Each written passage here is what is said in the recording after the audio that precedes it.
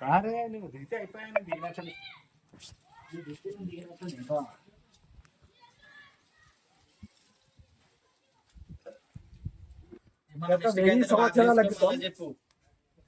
గత 1000 సంవత్సరాల క్రితం వెలిసిన సాంబశివ విగ్రహాన్ని 11 మర్రి చెట్లలో వెలిసింది పురాతనమైన శివాలయం.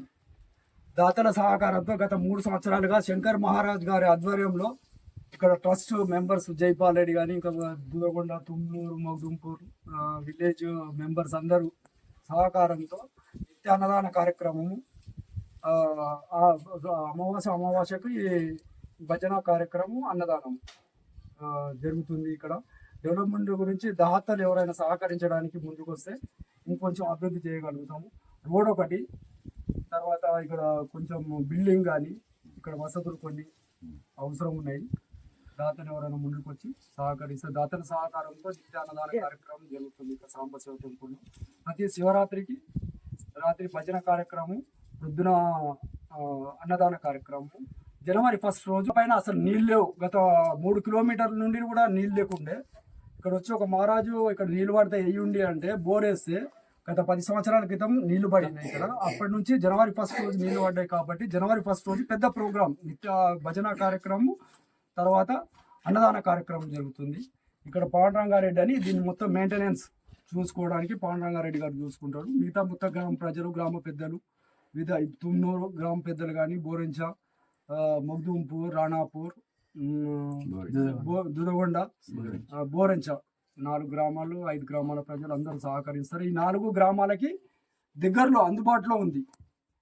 బోరెంచ గ్రామ శివారులో ఉన్న దగ్గర గ్రామాలు 1 కిలోమీటర్ డిస్టెన్స్లో ఈ 3-4 గ్రామాలు ఉన్నాయి కాబట్టి అందరూ భక్తులు చాలామంది ఇక్కడికి వీచ్ చేస్తుంటారు. భక్తుల సహకారంతో దినదిన అభివృద్ధి చెందుతుంది. దీనికి సహకరించాలి పెద్దలు, రాజకీయ నాయకులు, పారిశ్రామికవేత్తలు, వివిధ చిన్న పెద్ద తారతమ్యం లేకుండా అందరూ ఇక్కడ ఎప్పుడైనా రావచ్చు, ఉండొచ్చు, భోజనం చేయవచ్చు, తినవచ్చు, పోవచ్చు. స్వయంభూ వెలిసిన శ్రీ సాంబశివ దేవాలయం బోరెంచ, తుమ్నూరు, మౌదుంపూర్ అన్ను, తుమ్నూరు, రాణాపూర్, ఒక 3-4 దుదగొండ, 4-5 శివార్లు కలిసి ఉంది. కానీ దీని యొక్క గొప్పతనం ఏంటంటే ఈ ఊరుకు అన్ని ఊర్లు సహకారం ఉంది. ఇక్కడ వెలిసిన శివలింగం ఇక్కడ మంచి చేస్తారు. భక్తులకు రాకపోకలకు చాలా ఇబ్బంది ఉంది.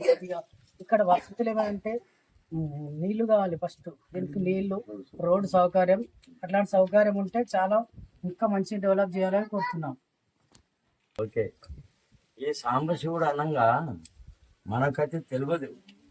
పురాతన నాడు వచ్చారంట సాంబశివయ్య, పరదేశయ్య, రేవణయ్య 3 వచ్చారంట. సాంబశివయ్య ఈడ ఉన్నారు. ఇప్పుడు కొన్ని తరాల నుంచి ఉన్నారు. మాకైతే తెలియదు. మేమైతే మన పుట్టాలో మాకు అసలు తెలియదు. ఇప్పుడు పెద్దలు అనుకుంటా వచ్చినాము. ఇప్పుడు కార్యక్రమము నడిపిస్తున్నాము. ఇప్పుడు అప్పుడప్పుడు అట్లా నడుస్తుండే. ఇప్పుడు ఈడ ఈ చుట్టూ 4 గ్రామాలు సహకరిస్తున్నారు. ఇలా జైపాల్ రెడ్డి అనేది పెద్ద మనిషి, ఇక పుల్లారెడ్డి ద్వారా